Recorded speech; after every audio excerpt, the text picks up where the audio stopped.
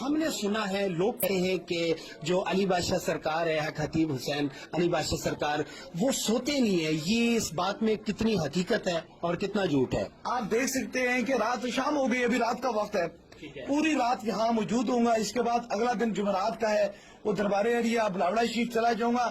لیکن 18 سال سے زائد عرصہ ہو چکا ہے کہ میں کوئی شب سویا نہیں ہوں.